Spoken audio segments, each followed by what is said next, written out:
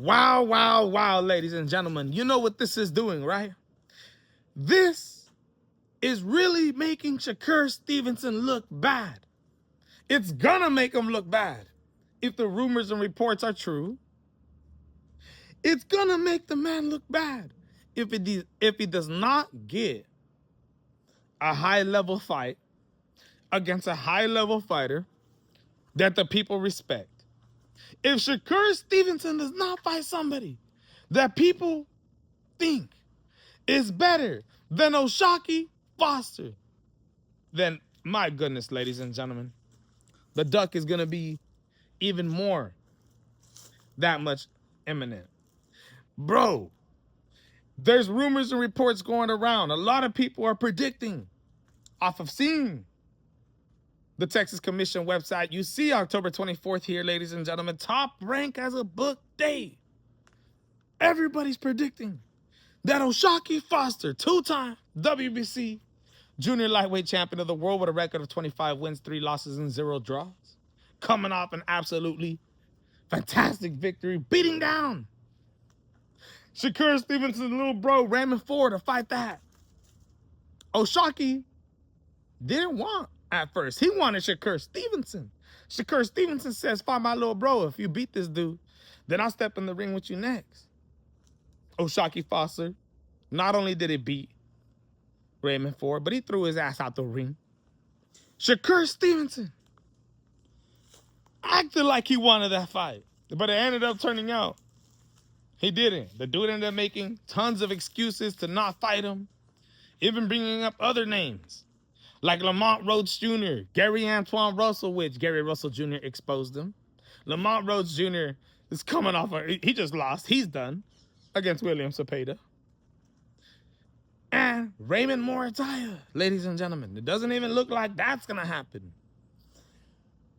If these rumors and reports end up coming to fruition, and we don't see Shakur Stevenson fight a name that is respectable, bro, I'm going to tell you right now.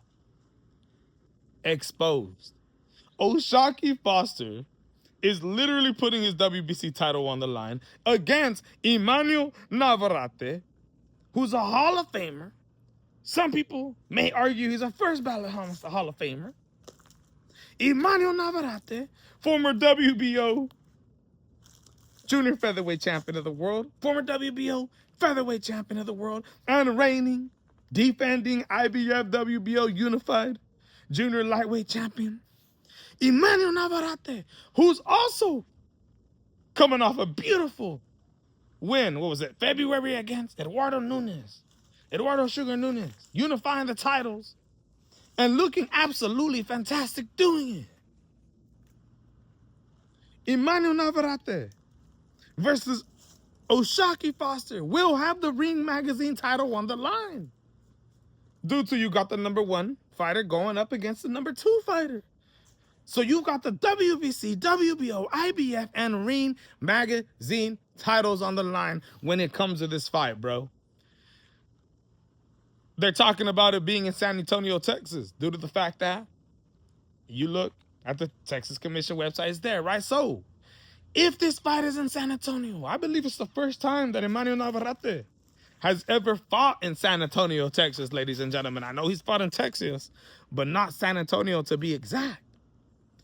OSHAQUIE Foster, the man's from Houston.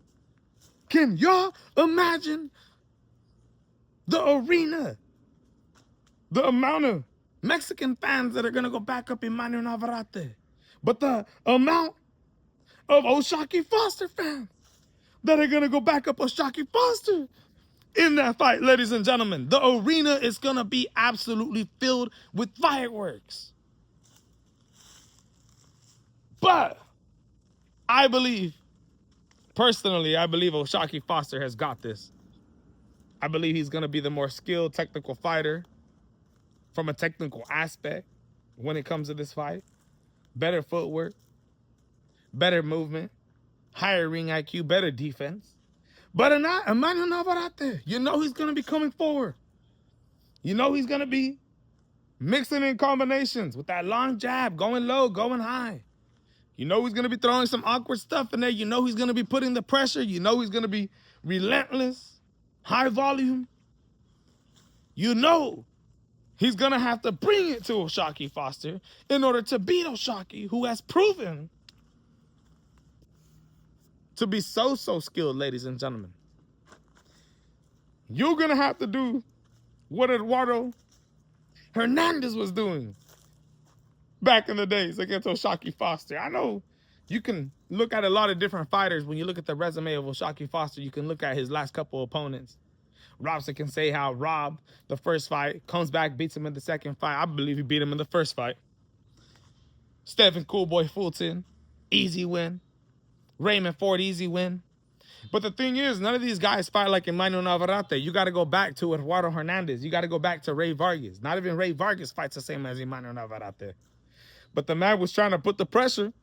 The man was trying to imply his size, but OSHAQUIE Foster's skills was just too good, too fast, and too accurate. Emmanuel Navarrete is going to have to put on some type of performance like Eduardo Hernandez. But Eduardo Hernandez was getting beat down by OSHAQUIE Foster. He had to make it an absolutely ugly, dirty fight. He had to put OSHAQUIE Foster on the ropes and just continue to put nonstop pressure to eventually try to get OSHAQUIE Foster tired and have no choice but to sit down more on his punches rather than continuing to back up because of the amount of pressure that Eduardo was putting. Emmanuel Navarrete is going to have to put the same pressure, but with better defense and with high volume. The thing is, that was a long time ago. OSHAQUIE Foster has learned from that fight. There was times in that fight, round 11 specifically, when he was beating down Eduardo Hernandez, and Eduardo ended up coming back and catching OSHAQUIE Foster, rocking him. The crowd was going absolutely insane. In that fight, OSHAQUIE Foster was fighting, you know, on the back foot, but more inside the pocket, making it a dirty fight. He had no choice with a guy like Eduardo Hernandez, and he was having a lot of success. He was allowing himself to stay on the ropes longer than usual, ladies and gentlemen.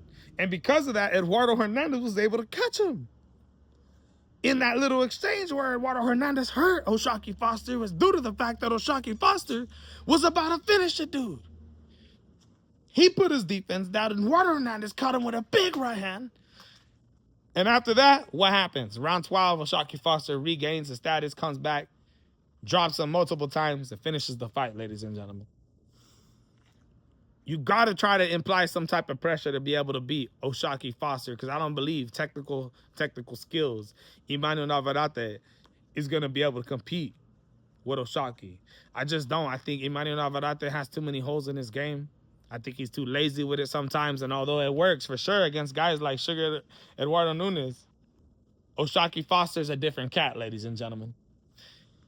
So, that being said, it's going to be an absolutely fantastic fight. I can't wait. The one thing that I like about Shaq is that he can probably be on the back foot this whole fight and fight his way to a victory. But OSHAQUIE Foster, I got a feeling he's going to want to prove something in this fight. He's going to want to feed to the crowd. San Antonio, Texas, absolutely screaming, absolutely going crazy. This is the biggest fight of OSHAQUIE Foster's career. And in my opinion, if he wins this fight, there's no more denying. There is no denying, Shakur, that you should have to fight this man someday. Or are you going to make the excuse once again that, oh, well, he fought Emmanuel Navarrete at 130 pounds. He still hasn't fought nobody at 135, so I'm never fighting him. Hey, bro, all I know is that you better find a good opponent, because if you don't, this whole ducking OSHAQUIE Foster thing, and OSHAQUIE Foster now being lined up to fight Emmanuel Navarrete, this is going to really expose y'all, bro. This is going to expose you big time. But let me know what you guys think in the comments, ladies and gentlemen. Absolutely fantastic fight, fantastic announcement. Let's see if it's true. If it's true, Shakur Stevenson is really, really on the pedestal in front of everybody. Everybody's watching, man. What's this guy's next move going to be? It's going to be very important, depending on how the fans look at it. But let me know what you guys think.